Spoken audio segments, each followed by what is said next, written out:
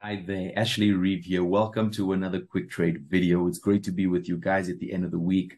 As mentioned, I will be back to give you an update on the NFP and maybe a couple of, or at least a technique that you can utilize to actually help you monitor when that release is actually given to all traders around the world.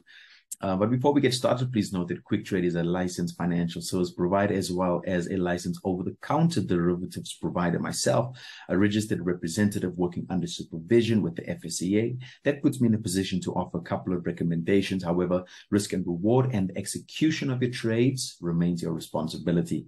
So as mentioned, this is a quick video for the NFP, also known as the non-farm payrolls. It gets released on the first Friday of every new month.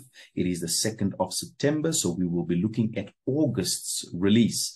There is an expectation or forecast of 300,000 jobs that were created in the month of August. We're obviously going to wait then for the actual of that forecast. Now, if that forecast is delivered, and it is on par, then you should see by default a stronger dollar.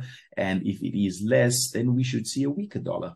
But obviously, we know with the volatility that's been happening around the world, the fundamentals that supports that, whether you're dealing with the Ukrainian war, whether you're dealing with inflation and the rise of interest rates, we've seen a mixture and really a more consolidating, higher dollar, lower dollar. So one would then think after last week's recovery from the Fed Chair Jerome Powell that we could see a stronger dollar today because it really did recover from last week's dip and we could see a stronger dollar. But let me show you what you can do whilst you are actually watching the movement and the price of the dollar if you would like to get involved. Remember, not everybody gets involved or actively trades the US dollar. So what you can do is you can look at the movement of the actual DXY or the US dollar index. You can see we are well above the 108 point level. We've reached a 109.804 point level. The dollar is still appreciating. It's above the 100-point zone, but it's definitely found a resistance. And so what you can do is you can switch to a lower time frame whereby you can actually monitor and see that it is creating some form of a pullback. Now, this area is going to be key today, 109.486. Will it hold or will we then descend and move further down to 109.023 to go and recover or retrace the breakout that it had here?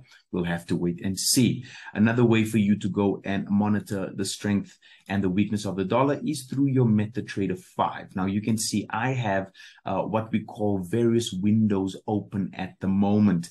And I have 4 of the most traded currency pairs and I'm watching them all simultaneously. So I have the Euro USD here on my left-hand side, slightly to my right, I got the USD JPY. To the bottom left, GBP USD, Great British Pound against the US dollar, and I have the NZD USD as well. Now, these form part of the major pairs, and you can see from a monthly perspective, we are looking at what is the dollar doing right now.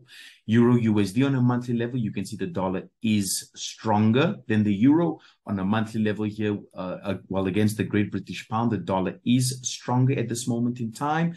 The same with the NZD USD as well as the USD JPY. Now you can mix this up. You can actually go to your left, your market watch, switch over here, and you can see from a monthly perspective as it's loading, you can see the US dollar is stronger than the Swiss franc at this moment in time. Now, the question is, will the strength be sustained today after the release?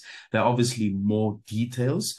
This video is not long enough, for us to go into details on how you can actually get into these specific trades via your shorter time frames if you are pro dollar. But that's why you can join our trading room, because in there we discuss the details. We go into the support and resistance. We go into the trend lines. We look at indicators.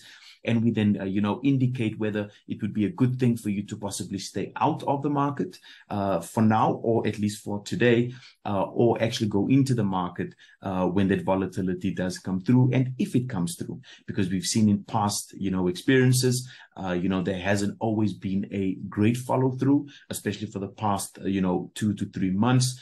But we will then see today if there is an effect or impact with that release.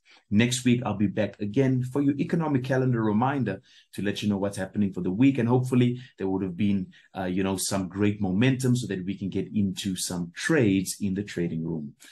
Please check your risk and reward. Make sure that you are updated. Make sure that you have all of your lot sizes done correctly and that you don't overexpose yourself in your account, especially with the non-farm payrolls, because there can be volatility. And if you're overexposed, you might run into a margin call. It's not something that you would want. From now until next week, this is Ashley Reeve signing out.